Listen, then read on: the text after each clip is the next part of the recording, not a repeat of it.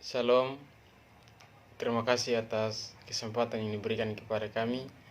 Kami dari kelompok 9 akan mempresentasikan hasil kerja kami tentang pemanfaatan mikroba untuk mengatasi pencemaran lingkungan.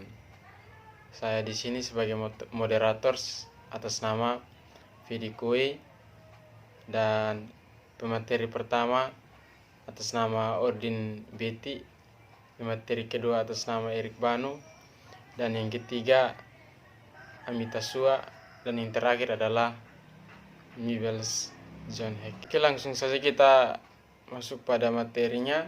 Kepada pemateri pertama, waktu dan kesempatan saya berikan.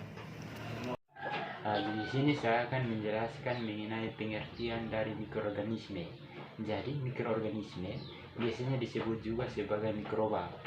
Nah, mikroorganisme ini merupakan suatu organisme yang sangat kecil ukurannya, dan karena terlalu sangat kecil ukurannya sampai tidak bisa dilihat secara langsung menggunakan mata karena terlalu kecil, dan juga untuk melihat mikroorganisme tersebut harus menggunakan bantuan dari mikroskop.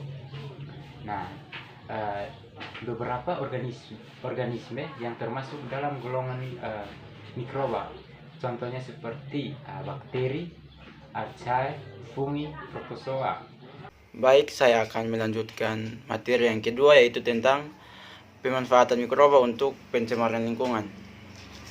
Untuk mengatasi masalah pencemaran lingkungan sendiri, maka perlu dilakukan suatu usaha pembersihan atau secara biologi disebut dengan bioremediasi. Nah, bioremediasi adalah teknik penanganan limbah atau pemulihan lingkungan dengan bantuan mikroorganisme untuk menguraikan bahan berbahaya dan beracun dari limbah. Secara umum, bioremediasi dapat dilakukan dengan dua metode, yaitu yang pertama adalah menstimulasi populasi mikroorganisme indigenous yang disebut dengan biostimulasi. Nah, biostimulasi sendiri adalah proses penambahan suatu nutrisi dan oksigen ke dalam suatu situs atau tempat yang tercemar yang bertujuan untuk mendukung pertumbuhan dan aktivitas bakteri yang ada di dalam tempat tercemar itu. Yang kedua adalah menambahkan populasi mikroorganisme oksigenous yang disebut bioaugmentasi.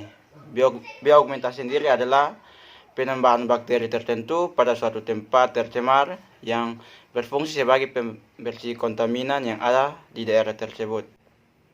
Baik, saya akan melanjutkan materi kami tentang strategi bioremediasi. Bioremediasi dapat diaplikasikan pada masalah lingkungan yang bervariasi. Nah, di sini ada dua teknik dalam mengaplikasikan bioremediasi tersebut, antara lain in situ dan ex situ.